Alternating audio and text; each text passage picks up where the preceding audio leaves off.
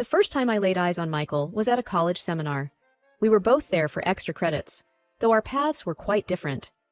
He was a business major while I was pursuing literature.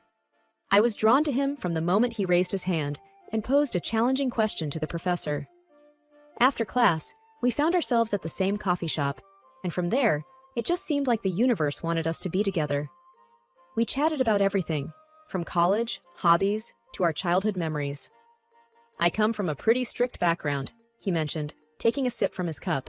"My parents are deeply religious." I remember shrugging. "So? My parents are free thinkers. They always taught me to question everything." Michael laughed. "Sounds like we're from different planets." But despite our differences, there was an undeniable chemistry. We began to see each other more frequently, studying together and exploring the city during the weekends. About 2 years into our relationship, we decided to move in together. It was a practical decision. Our apartments were far from the university, and sharing a place made sense. Plus, we were inseparable by then. However, when Michael broke the news to his parents, it wasn't received well. At a dinner at their house, Mrs. Davis, Michael's mother, was the first to voice her concerns. "Living together before marriage? Michael, you know how we feel about that." Michael shifted uncomfortably in his seat. "Mom, times have changed. It's not a big deal." Mr. Davis chimed in. "In our house it is. You're living in sin." I could feel the weight of their stares. Wanting to ease the tension, I said, "We respect your beliefs, but this is our decision. We're adults." Mrs. Davis sighed. "It's just not the way we raised you." Michael took my hand. "Lizzie and I love each other. We want to start our life together, and I hope you can support that." The evening ended on a somber note, but Michael and I were firm in our decision. We found a cozy apartment close to campus and moved in. Days turned into weeks, weeks into months. Our bond grew stronger, but the strain with his parents was always in the background, like an old radio playing a sad tune. One evening, as we were settling into our new life, there was a knock on the door. It was Mrs. Davis, holding a pie.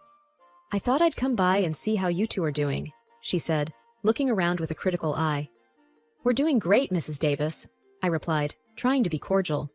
She sat down, placing the pie on the table. "This is all temporary, right? You'll get married soon?" Michael cleared his throat. "We haven't decided that yet, Mom." As days turned into weeks and weeks into months, the constant pressure from Michael's parents started to weigh on us. Our once carefree dates and movie nights began to have a shadow, the looming expectation of marriage. One evening, while we were making dinner together in our tiny kitchen, Michael broached the subject. "Lizzie, have you ever thought about, having a wedding?" I looked up from chopping the vegetables, surprised. "Like, for us? Are you proposing?" He smiled awkwardly, rubbing the back of his neck. "Not exactly. I mean, yes, I want to marry you someday, but right now, it's more about my parents. Maybe if we had a ceremony, they'd back off?" I sighed. "So you're saying a wedding without the legal paperwork?" He nodded. "Just a thought. We can invite friends, make it a fun day. My parents get their wedding, and we get some peace." It wasn't the romantic proposal I'd imagined, but I understood his reasoning. "All right," I said slowly, "but on one condition. We do it our way. No big church wedding, just something small and intimate." Michael grinned, relief evident on his face. "Deal." The next few weeks were a whirlwind of preparations. We chose a beautiful outdoor venue, invited our close friends and family, and planned a simple but heartfelt ceremony. When we broke the news to his parents, their reaction was surprisingly subdued. "An outdoor wedding?" Mrs. Davis asked, raising an eyebrow. "Well, it's unconventional, but if it means you two are taking the next step, I suppose we can support it." Mr. Davis added, "As long as you're committed to each other, that's what matters." The day of the wedding was sunny and bright. I wore a simple white dress, and Michael looked dashing in his suit. Our friends cheered, and even Michael's parents seemed genuinely happy. During the reception, Mrs. Davis pulled me aside. "Lizzie, I want to apologize," she began, her voice soft. "I know we've been hard on you two, but seeing you together today, I realize that love is what truly matters." I smiled, touched by her words. "Thank you, Mrs. Davis. That means a lot." The day ended on a high note, with everyone dancing and celebrating our love. It felt like we had finally won Michael's parents over, and I hoped this would be a fresh start for us. But as days passed, their daily visits began. They'd drop by unannounced, often with unsolicited advice or thinly veiled criticisms. It was as if the wedding had given them a free pass to interfere in our lives. One evening, as Michael and I were unwinding after a long day, there was a knock at the door. Opening it, I found Mrs. Davis holding a casserole dish. "Just thought I'd drop off some dinner," she said, with a smile that didn't quite reach her eyes. "Thanks," I replied, taking the dish. "But you know, you don't have to do this." She waved a hand dismissively. "It's no trouble. I just thought, since you're always so busy, you might not have time to cook." I forced a smile, sensing the underlying judgment. "We manage, but thanks anyway." As the door closed, I sighed deeply. Michael wrapped an arm around me. "It'll be okay," he whispered. It started with the subtle comments, the not-so-innocent questions. "Why is the house so messy?" Or, "Have you considered cooking something more nutritious?" Mrs. Davis would ask, her tone dripping with faux concern. One day, I came home from work, exhausted, to find her in our living room, reorganizing our bookshelves. "Mrs. Davis, what are you doing?" I asked, taken aback. She looked up, as if it was the most natural thing in the world. "Just thought I'd help tidy up a bit. These shelves looked so cluttered." Michael entered from the kitchen, holding 2 cups of tea. "Mom's just helping out, Lizzie," he said, trying to play mediator. I took a deep breath, my patience waning. "This is our home, Michael. We didn't ask for help." Mrs. Davis pursed her lips, her eyes watering. "I'm just trying to be helpful. After all, now we're family." Days like these became more frequent. They'd pop by without notice, giving advice we never asked for, criticizing decisions we'd made together as a couple. It was clear they no longer saw boundaries. One evening, after a particularly trying visit from his parents, Michael and I sat down for a heart-to-heart. "Michael, this has to stop," I began, my voice trembling with frustration. "I can't live like this, feeling like I'm constantly being judged in my own home." He ran his fingers through his hair, looking equally stressed. "I know, Lizzie. It's just, they're my parents. I don't know how to tell them to back off without hurting their feelings." I replied, "But what about our feelings? Our peace of mind? We can't keep sacrificing that for them." A week later, we invited them over for dinner, deciding to address the issue head-on.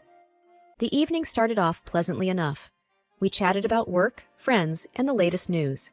But as the main course was served, I took a deep breath and dove in. "Mrs. Davis, Mr. Davis, we invited you over because there's something we need to discuss," I began, trying to keep my voice steady. Mr. Davis looked up, his fork pausing mid-air. "What's the matter?" I exchanged a glance with Michael, who nodded in encouragement. "It's about the frequent visits and, well, the constant input on our lives." Mrs. Davis looked taken aback. "We're just trying to help." Michael took over. "Mom, Dad, we appreciate that you care, but it's becoming overwhelming. We need some space to live our lives, make our mistakes, and grow together." Tears formed in Mrs. Davis's eyes. "After all we've done for you, this is how you repay us?" Mr. Davis added, his voice stern. "We're just looking out for you. It seems Lizzie here doesn't appreciate family." I felt a pang of guilt, but stood my ground. "It's not about appreciation. It's about respect. Respecting our boundaries and our choices." The room grew silent, the tension palpable. Mrs. Davis dabbed at her eyes with a napkin, her shoulders shaking. "We just wanted to be part of your lives. I never thought it'd come to this." Michael looked torn, his loyalty divided, but he held firm. "Mom, we love you, but this is our life. We need you to understand that." The evening ended with Mrs. Davis in tears, Mr. Davis looking disappointed, and an unspoken agreement that things had to change. As they left, I felt a mix of relief and dread, wondering what the future held for our relationships. Days after the confrontation, the house felt unusually quiet. The constant visits had stopped, but the silence was both a relief and a curse. Every time the doorbell rang or there was a knock, my heart would race, expecting it to be Michael's parents. But it never was. One evening, as Michael and I sat on our couch, he broached the topic. "Lizzie, do you think we were too harsh? I mean, they're my parents. Maybe we overreacted?" I took his hand, feeling its warmth. "Michael, it's not about being harsh. It's about setting boundaries. We did what we had to do. He sighed deeply. I know, it's just hard. I never imagined being in this situation with them. As days turned into weeks, we began to feel the weight of our decision. There were no more surprise visits, but there were also no calls or messages. It was as if we had cut ties completely. During this period, I often found solace in browsing property listings online. One day, as I was scrolling through, a beautiful house in a neighboring town caught my eye. It had a large garden, a spacious living area, and most importantly, it was far away from our current life. Michael, come look at this, I called out. He joined me, peering at the screen. Wow, it's beautiful. But why are you looking at houses? I hesitated, choosing my words carefully. I was thinking, maybe it's time for a fresh start, somewhere new, where we can create our own memories, away from all this drama. He looked surprised. You mean move? Leave everything behind? I nodded. It's drastic, I know, but maybe it's what we need. We discussed it at length, weighing the pros and cons. The idea of starting anew was enticing, but also terrifying. Yet, the more we talked, the more it felt right. A few weeks later, we visited the house. It was even more beautiful in person, and the neighborhood seemed perfect. After much consideration, I decided to use the money I had inherited from my grandmother to buy it. The day we signed the papers, I felt a mix of emotions. Excitement for the new beginning, but also sadness for what we were leaving behind. The move went smoothly, and soon we were settling into our new home. It felt like a dream. The peace and quiet were just what we needed. One evening, as we were enjoying a quiet dinner in our new dining room, Michael said, Lizzie, I think this was the best decision we ever made. I smiled, feeling content. I think so too. The first few months in our new home were like a dream. The mornings were quiet, filled with the chirping of birds, and the evenings brought a calm, tranquil energy. Michael and I fell into a comfortable routine, enjoying the privacy and peace that our new surroundings provided. The past seemed like a distant memory, and the tension that once surrounded our lives had all but disappeared. Until one fateful day. I was in the kitchen, preparing dinner, when the doorbell rang. Michael went to answer it. I heard murmurs, and then a familiar voice. My heart sank. It was Mrs. Davis. I walked to the entrance, my face revealing my shock. There they were, Mrs. and Mr. Davis, suitcases in tow, standing at our doorstep. Mom? Dad? What are you doing here? Michael asked, his voice filled with surprise. Mrs. Davis smiled, a bit too sweetly. We missed you, dear, and we thought, why not pay a visit? I tried to keep my composure. It's unexpected. Mr. Davis chimed in. We just wanted to see where our son is living now. Is that so wrong? Michael seemed torn. Of course not, but a heads up would have been nice. Mrs. Davis looked around, her eyes scanning our home. Oh, what a lovely place you have here. Much nicer than the old one. I bristled but said nothing. The visit turned into a stay. One night became 2, then 3. They began to settle in, making themselves comfortable, much like they had in our previous home. One evening, after dinner, I pulled Michael aside. Michael, we can't go down this road again. We moved to escape this. He sighed. I know, Lizzie, but they're my parents. I can't just throw them out. Then what? Let them take over our lives again? Mrs. Davis, who seemed to have overheard our conversation, walked over, her eyes welling up with tears. Is that how you feel, Michael? That we're a burden? Michael looked helplessly at me, then back at his mother. Mom, it's not like that. We just wish you had told us you were coming. She sniffled. We just wanted to be close to our son, but it seems we're not welcome here either. I had a sinking feeling when I heard Michael's parents mention they'd made a decision about their living situation. The two of us had recently been discussing the matter privately, hoping to find a delicate way to address the issue.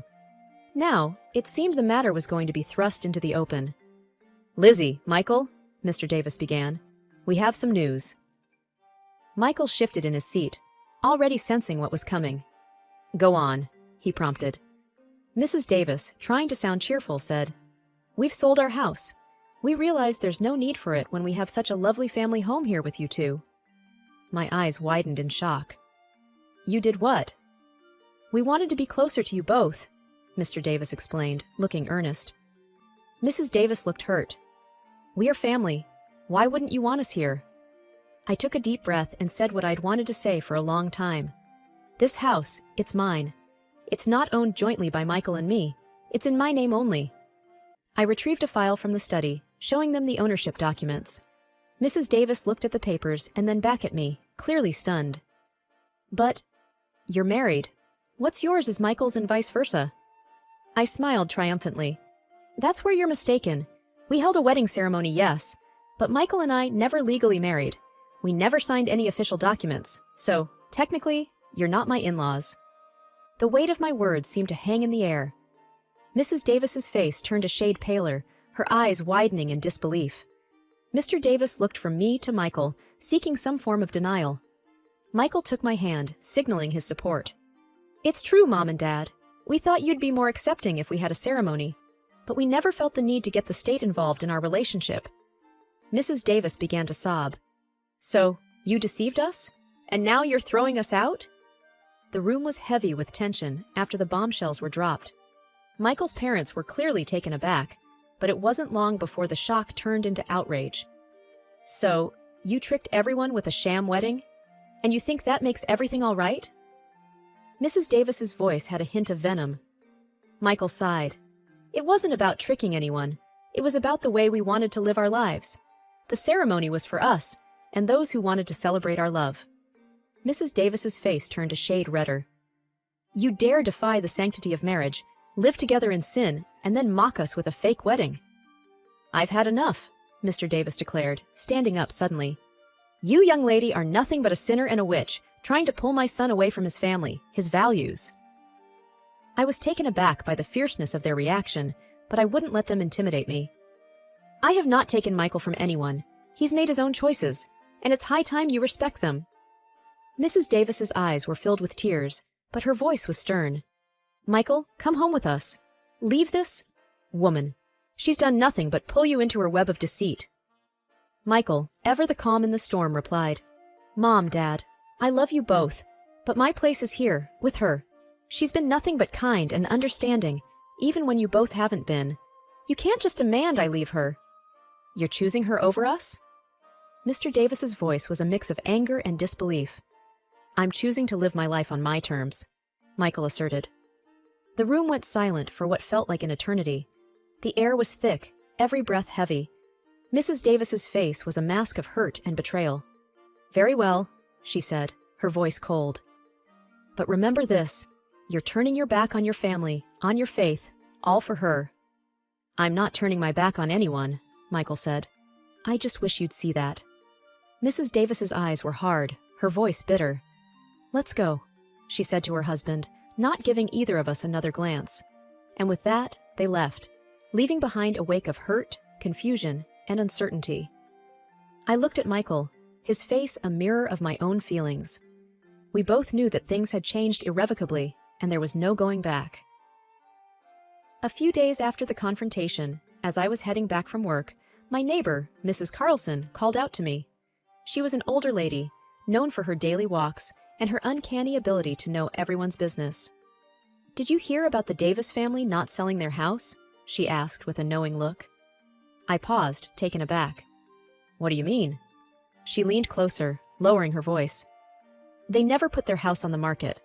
I heard from Susan, who heard from Janice, who works at the town's real estate office. There's no record of the Davis property being up for sale. I felt a knot form in my stomach. Were they lying to us all this time? When I got home, I shared the information with Michael. He looked shocked. I can't believe they'd lie to us. What were they trying to achieve? We both knew the answer. They wanted to manipulate the situation to their advantage. The realization was a hard pill to swallow. All this time, while we tried to understand and accommodate them, they had been playing a game. Michael sighed deeply, rubbing his temples. This changes things. It's one thing to have disagreements, but outright deception? That's something else entirely. We can't keep letting them pull us into their manipulative games, I said firmly. We need boundaries, strong ones. Michael nodded. You're right. We can't continue like this. It's unhealthy for us and for our relationship. The next day, he went over to his parents' house. He needed to confront them, get some answers. When he returned, his face was a mix of anger and sadness. "They admitted it," he began, his voice heavy. "They thought that if they moved in with us, we'd be a proper family again. They felt threatened by our independence." We sat down, discussing our next steps. It was clear that for our own sanity and the health of our relationship, we needed distance from them. "We need a break," Michael declared. "Some time away from all this drama and manipulation." I agreed. "It's the best decision for us right now." That evening, we sent a message to his parents, informing them of our decision. The reply was filled with anger and accusations, but we remained firm. We needed this, for ourselves and for our future. The next few weeks were quiet. We focused on each other, rebuilding the trust and closeness that had been strained over the past months. One evening, as we sat on our porch, looking at the stars, Michael turned to me. "Thank you," he whispered, "for standing by me, for fighting for us." I smiled, squeezing his hand. "Always." The journey had been long and fraught with challenges, but it was a poignant reminder of the importance of boundaries, honesty, and mutual respect in any relationship. As the night deepened, we looked towards the future, hoping for peace and understanding.